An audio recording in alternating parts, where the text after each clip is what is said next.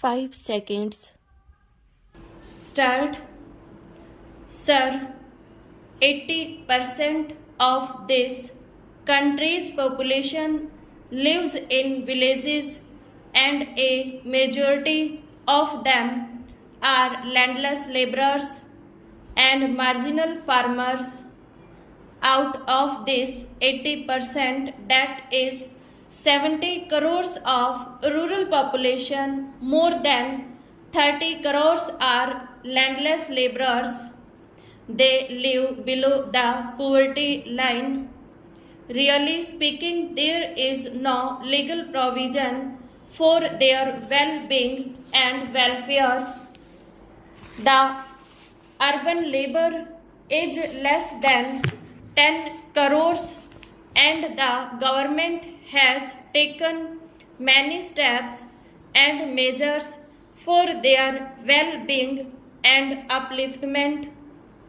Sir, I would like to narrate some of the measures taken by the government for the welfare of the urban labor.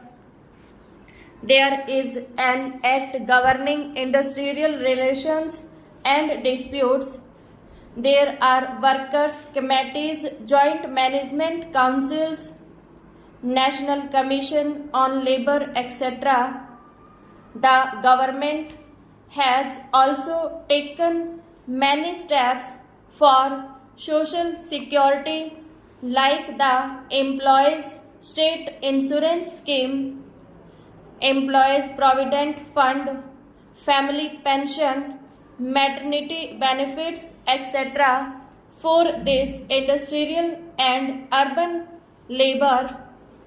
There is also the Central Board of Workers' Education, the objective of which is to create a well-informed and responsible labor force capable of organizing and running trade unions on a sound basis. All these measures are taken for the benefit of the industrial labor, mine labor, and dock workers. But what about the landless labor and the agricultural labor, which consist of a formidable portion of the labor force of the country? Do they not contribute anything for the development of this nation? Why are they neglected?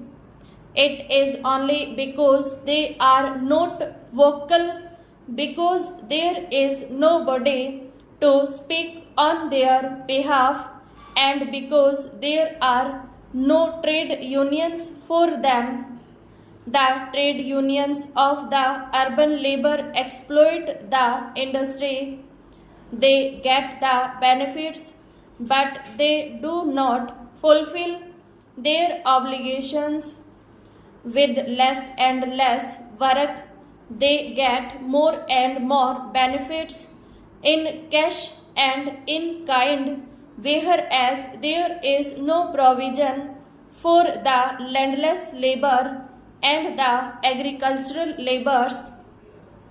Millions of them die without food.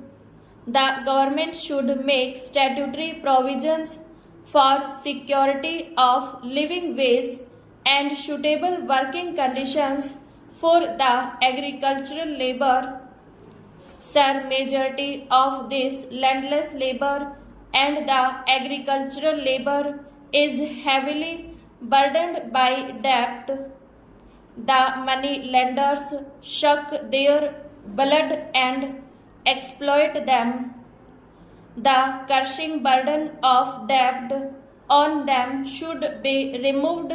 Special tribunals should be appointed to inquire into this and all debts which are beyond the capacity of the peasants. Take, for instance, the huge number of complaints about listening. We do not know what is the policy of listening. In certain sectors, there has been over listening. In certain others, there is not much of listening. Also, we see that the licenses which have been granted have not been properly utilized, partly because the government has not been able to remove some of the official bottlenecks. Take the instance of collaboration agreements.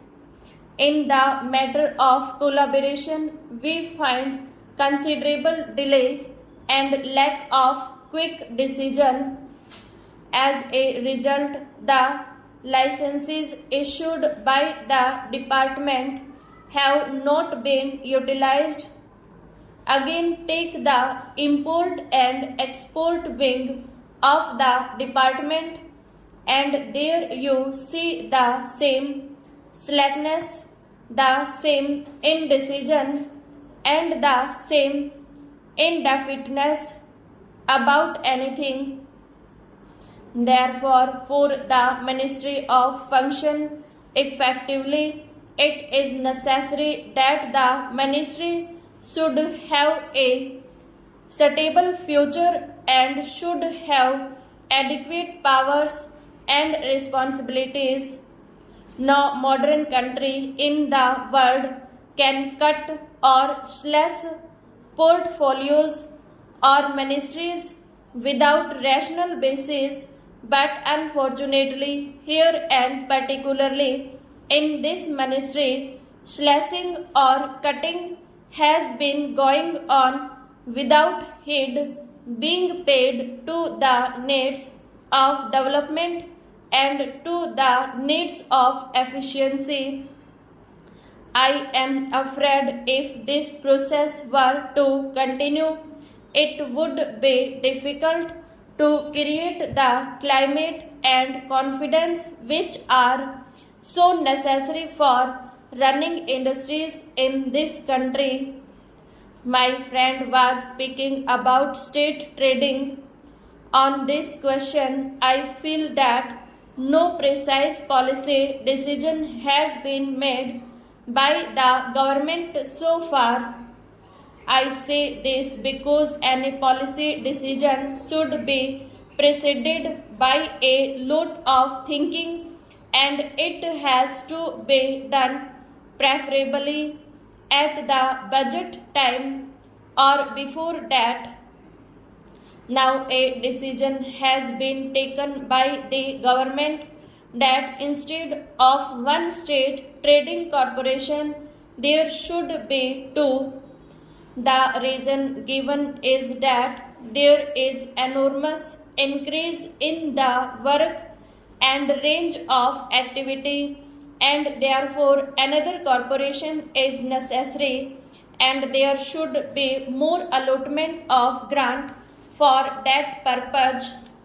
I should like to know what are the important sectors of trade which will come under state trading in the future, and if there had been planning or a policy, certainly there should be perspective for the next 10 or 15 years as to how state trading will develop, but by looking at the history of state trading, I feel that no attempt has been made to systematic the work and no planning is there, and the country does not know what would be the extent of state trading and what would be the schedule of commodities which the state trading is now